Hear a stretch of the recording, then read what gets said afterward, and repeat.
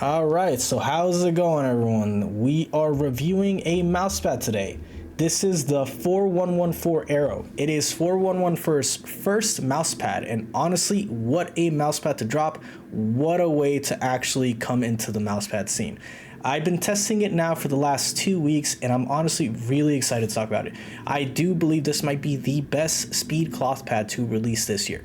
Now, my channel is overall pretty small, all things considered, so I purchased this pad myself, and as such, I'm reviewing it as a consumer first. Also, I should mention, I personally lean more towards the faster side of mousepads as my preference, so that will definitely affect my overall review of this mousepad.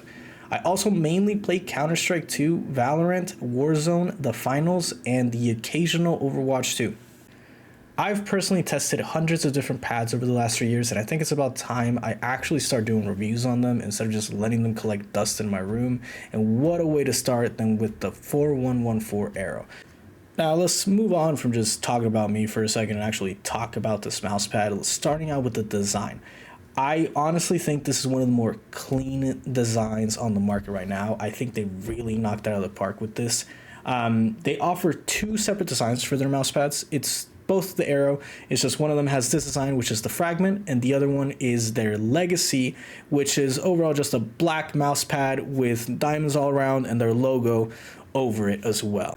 Now the Aero actually has a pretty smooth surface overall when in actual use, and you won't feel the texture of it as much unless you actually rub your hand over it. You'll feel it a lot more then, but in actual use, very smooth, very close to the Raiden. I don't think they quite accomplished that silky feeling that the Raiden has, but I think they got very close to it. Now, as for the actual material of the surface, this is twill polyester spandex, which in theory should mean that the pad itself is going to be very durable. And over the past 2 weeks, I haven't had any real slowdown issues, but I mean, it's obviously going to take a little bit more long-term testing to see the actual durability of the pad, but no slowdown whatsoever in 2 weeks is still a good sign in my opinion. Now talking about the material of the surface, it's honestly really nice to see a company actually trying to innovate by using new materials. While I love to see more affordable clones of artisan pads, I also love to see companies try to recreate similar speeds while using new materials, even if the cost is closer to artisan level cost. Now, the base they have listed is 4114's anti-slip base. Just off feel of it though, it honestly just feels like Poron. I don't think it's the same Poron that Artisan uses. I could be wrong.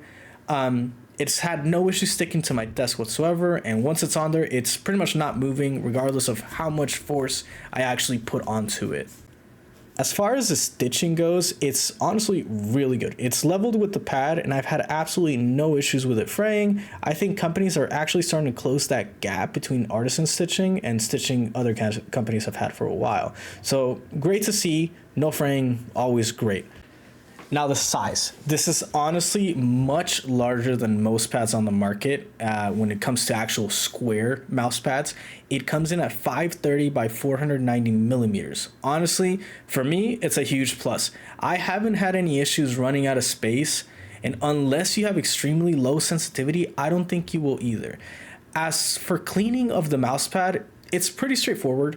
I live with 3 dogs and 2 cats, so my pads tend to get pretty dirty pretty quick, be it with hair, debris, dirt, whatever it may be, and it's been as easy as just wiping it off the pad and continue to use it. I haven't had any need to deep clean it, but I don't think deep cleaning will be much different than any other pad. Most likely just dish soap, some warm water, make sure you rub the soap into the pad, rinse it all off, and good to go. Now, that pretty much covers everything about the pad. The quality of materials is pretty much up there with Artisan. The cost, though, is also up there with Artisan, coming in at $50. But as a competitor, I think this is an amazing option for those that actually enjoy using speed pads but want a little bit more control. I've had a lot of good things to say about this pad, but I do have one con in specific. I believe 4mm is a good middle ground for most people when it comes to control versus speed, but I personally think that a 3mm base would be perfect for this pad. While a softer base can offer more control, it also causes the pad to suffer, even if slightly, when it comes to consistency. While the differences might be overall pretty insignificant, I still think that when looking for the best performing mousepad, consistency just trumps all.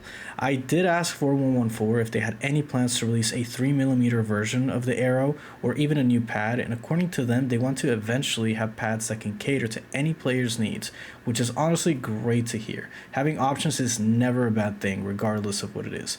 I personally nerd out about mousepads and having fun using them, so looking past its one flaw, even if it's not my preference, I still believe the Aero is the best and most unique cloth speed pad released this year. I definitely recommend anyone interested in speed pads overall to give it a try at least.